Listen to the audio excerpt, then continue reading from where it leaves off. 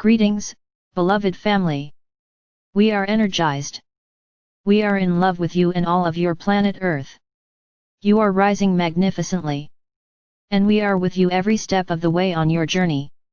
And so it is that we have been observing and, yes, we have been very busy in so many places. You have heard the voice explaining a bit about how our behind-the-scenes activities are sometimes even overlapping each other, so as to create a disturbance in one area, which is certainly not intended, but nevertheless is just a result of so much going on. And then you have added to this the energies which are more and more powerful, and you might be saying, oh, how can this be? It just is. You see, planet Earth is accepting more and more of these, let's say, transforming energies, uplifting energies, high-dimensional energies. And so it is that more and more are actually coming in and are being felt, because you see everyone, and I do mean all kingdom members of all the kingdoms, are receiving these energies and broadcasting them. So there is that much more for each individual to be aware of in the atmosphere. And so it is that we have what has been sometimes described as a culmination of these incoming energies arriving on a particular date soon to come on your calendars. Well, we will emphasize that the more you ask for, the more you get. And so it is not that the energies are suddenly going to stop coming in. That is not the case. But what we are saying is that this is a time of so many different events occurring, with the equinox and the upcoming lunar eclipse and the holy day just mentioned by our beloved masters, and so on, and there are added energies that are arrived at, or shall I say perceived and noted and received by the very fact of some rather groundbreaking events that are occurring, for instance at your United Nations and within the various countries. Because, you see, as individuals receive these energies and broadcast them, they circulate throughout the community and the countries and, of course, through the world and the universe beyond. Well, what it is doing is mobilizing people. Yes, mobilizing. I'm not talking about armies of war, I'm talking about peace armies. The peaceful warriors are mobilizing, and they are joining in so many wondrous ways that it is truly miracle upon miracle as we observe what humanity is doing. There are absolutely no places anywhere which are not being affected by this, and no kingdom members of any kingdom. Of course, humanity has to lead the way. Why? Because it is humanity which has set itself up to be the ruler of all the other kingdoms in charge, and to have literally the life or death power or control over all the other kingdoms of planet Earth. Or so humanity believes. And that has been, shall we say, the energizing factor in a lot of the things that humanity has done simply because they could.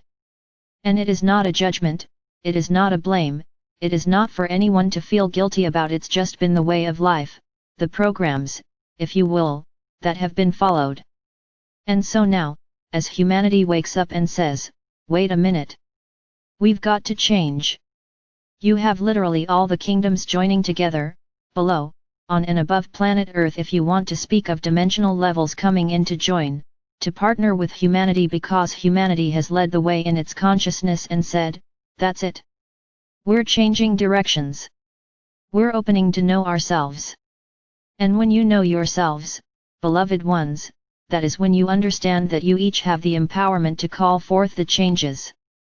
And so, naturally, these energies are coming in, and they are going to continue to come in to support and aid you every step of the way and in every direction that you could possibly imagine. Everything from the food you eat and the water you drink, the way that you care for and nurture all fellow humans and all of the other kingdom members, and the way that you perceive the world around you. And if you add to that the fact that you are going to be perceiving from the higher dimensional perspective where you already are, and this is going to increase more and more and more. Woo! Doesn't it just want to make you dance and sing and be full of joy because you've done it? It's all done. In the higher dimensional levels, when you come up to that perspective, you can see for yourselves, it's done. There's no going back. There's no reneging on the promises that you made to yourselves. You're keeping your promises. The big promise, of course, is your homecoming. And what does that mean? It means coming into your total residence in the higher dimensional light of love. You're already there in part, and often at night, well, every night really, in your sleep you leave your body and you go there. You confer with your guides, you perform your missions. Some of you come in on your own ships as members of the Ashtar command. How exciting to know that more and more of these experiences are going to be, let us say, real, consciously real to you, because you are going to understand that you are living them even now. Yes, you've got some changes to undergo in your third-dimensional dense bodies, but have you consulted lately? Have you checked in with your White Brotherhood medical team or your angel guides, or whomever, to find out? You might ask a question such as, I know my body is losing density. I know my body is literally lightening up. Can you verify? Can you confirm this? Some of you who are, shall we say, more scientifically inclined, might even say, can you give me a percentage of how much more my body is light than it was, let's say, 5 years ago? And you can do some testing and so on, if you're so inclined. The point I'm making is, yes, you're evolving. Yes, you're moving into that which you promised yourselves long ago that you would do. And so is it any wonder you might be a little tired, here and there? With all of these energies coming in, with all of these momentous occasions happening one right after the other, changing your world completely, moving you up into higher dimensional reality, lifestyle, and consciousness, and giving you the freedom which has not been available to you in 3D at least, very little of it has been available to enjoy the lives you are living completely, to manifest and create whatever it is that is your heart's desire. You can honestly require whatever it is that you have been desiring, and trust and know that so long as it adheres to the golden rule, it shall be. So be it. It shall be. Now of course, it can be overridden by that which you call your higher dimensional selves. It's always wise to get into a consultation, a conference, a meditation. Sananda calls it a communion within the totality of yourself, and chart your course according to what you learn. You have free will. You don't have to do it, but it's a good idea. It's a good, shall we say, it's like a compass. It's like using a compass on your paths to your ascensions. The more you use your compass to assist in guiding you, the more true your paths will be. The fewer detours you will take, the fewer roadblocks you will find along the way. Now, you are moving into, by virtue of these energies coming in, these momentous occasions upon your calendars, all that is happening in the great world around you, and all of the work that you are doing within your own sacred selves. You are finding that there are a lot fewer roadblocks, glitches, and detours. You are finding that it is easier to commune, or you are finding that you give a thought, you put a thought out, and it comes back to you. That's a good reason to be careful about what you think. It's not just what you say, it's not just what you do, it's what you think. Now, be not concerned. All you need to do is focus upon thinking love, unconditional, high-dimensional love.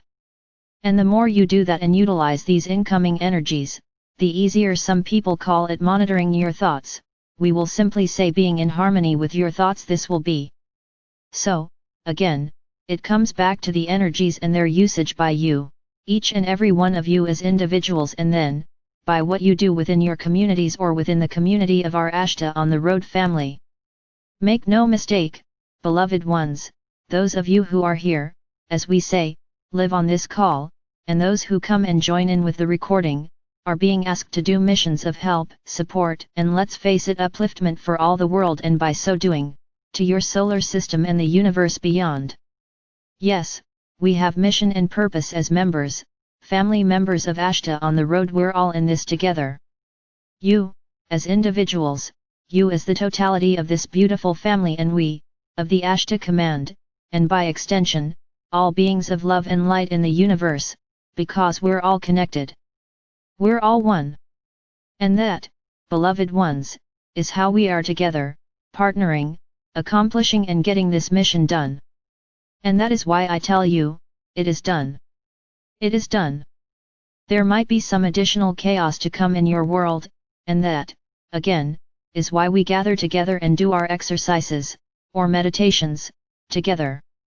And that is why we invite you to continue them, to repeat them, to add all inspirations that you have, and to join with all the light workers of the world and the universe beyond in accomplishing this great mission. Though I assure you that from the higher dimensional perspective, it is seen that it is already done. So be it. And so it is. Salat.